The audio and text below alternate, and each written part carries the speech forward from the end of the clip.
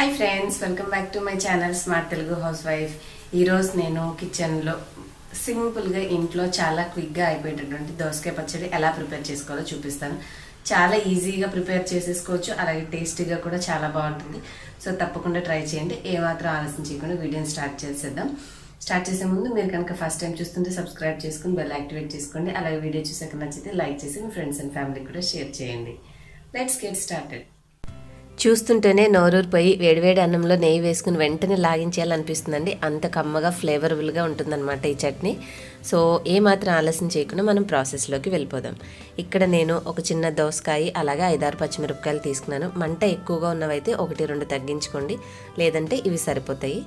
ఇప్పుడు మనం పచ్చిమిరపకాయలను మగ్గించుకోవాలి కాబట్టి డైరెక్ట్గా నేను పోపు కడాయి పెట్టుకొని 1 టేబుల్ స్పూన్ నూనె వేసుకొని దాంట్లో ఈ కట్ చేసుకున్న పచ్చిమిరపకాయలని వేసుకోవాలి. మొత్తంగా ఒక్కొక్కసారి వేస్తే అవి నూనెలో పడంగానే పేలుతూ ఉంటాయి కాబట్టి 2 ముక్కలుగా చేసి మనం ఆయిల్లో చక్కగా ఫ్రై చేసుకోండి. ముక్కలు అనేవి మగ్గిన తర్వాత వీటిని సపరేట్గా ఒక వేరే బౌల్లోకి తీసేసుకుందాం. ఆల్మోస్ట్ మంచిగా మగ్గిపోయాయండి. ఇప్పుడు మనం వీటిని వేరే బౌల్లోకి తీసుకుందాం. తర్వాత ఇదే నూనెలో మళ్ళీ మనము తాలింపు వేసేసుకుని పక్కన ఉంచుకుంటే మిగతా చట్నీ ప్రాసెస్ అనేది చేసుకోవచ్చు. ఇక్కడ నేను తాలింపు దినుసులు ఆవాలు, జీలకర్ర, మినపప్పు, శనగపప్పు వేశాను. ఈ దినుసులన్నీ కూడా చిన్న మంట మీద కాస్త వేయించుకొని మనకి కొంచెం కలర్ టర్న్ అవుతున్నాయి అనుకున్నప్పుడు దీంట్లోకి కొన్ని వెల్లుల్లి రెబ్బలు వేసుకోవచ్చు. ఒక 3-4 వెల్లుల్లి రెబ్బలు, ఇందులోకి 2 ఎండుమిర్చీలు, అలాగే చివరిగా దించబోయే ముందు మాత్రమే కరివేపాకు వేసుకుంటే కరివేపాకు కలర్ మారిపోయి ముదు రంగులో కాకుండా మంచి కలర్ఫుల్గా చూడడానికి చట్నీలో చాలా బాగుంటుందన్నమాట. సో మనకి తాలింపు మిగిలినవన్నీ వేగంగానే ఎండుమిర్చి, కరివేపాకు చివరిలో వేసుకోండి. తాలింపు చాలా కలర్ఫుల్గా ఉంటుంది. ఇంకా మనం దింపేసి ఒకసారి అన్నీ కలుపుకున్నామంటే ఈ వేడికి అవి చక్కగా వేగిపోయి ఉంటాయి.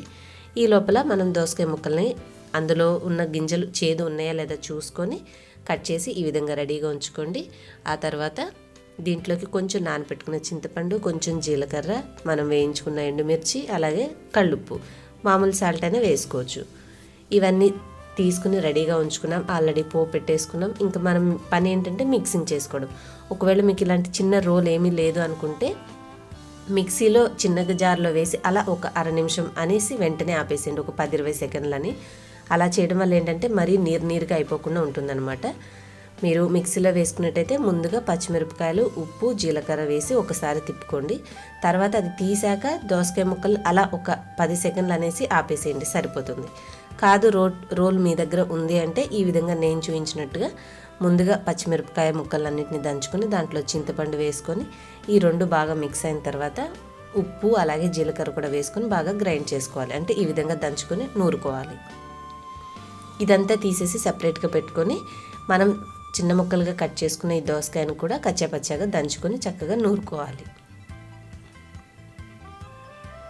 దోసకాయలో నీరు ఎక్కువగా ఉంటుంది కాబట్టి మిక్సీలో గ్రైండ్ చేసినప్పుడు నీరు వచ్చేస్తుంది. సో చాలా కేర్ఫుల్గా అలా 10 సెకండ్లు అనగానే మీరు ఆపేస్తే కొంచెం కచ్చాపచ్చా కన్సిస్టెన్సీ వస్తుంది.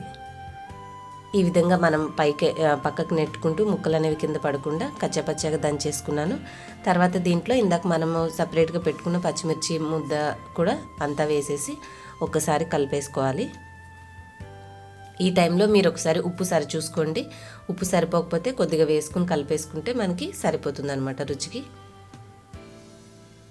ఈ ప్రిపేర్ అయిపోయిన ఈ చట్నీని మనము వేరే ఒక బౌల్లోకి తీసుకుందాము. బౌల్లో తీసేసుకున్న తర్వాత మనం ఇందాక తయారు చేసి ఉంచుకున్న పోపు అంతా కూడా ఇందులోకి కలిపేసుకోవాలి. చూసారు కదండి ఎంత కలర్ఫుల్గా వచ్చేసిందో. ఇప్పుడు ఈ పోపులో నేను ఇందాక ఇంగువ కూడా వేశాను, పొరపాటున చెప్పడం మర్చిపోయాను.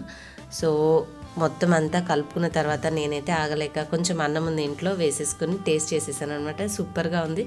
తప్పకుండా ట్రై చేసి మీకు ఎలా కుదిరిందో నాకు కామెంట్స్లో చెప్పండి. వీడియో నచ్చితే లైక్ చేయండి, షేర్ చేయండి. నెక్స్ట్ వీడియోలో మళ్ళీ కలుస్తాను. Till then, bye bye. Thanks for watching.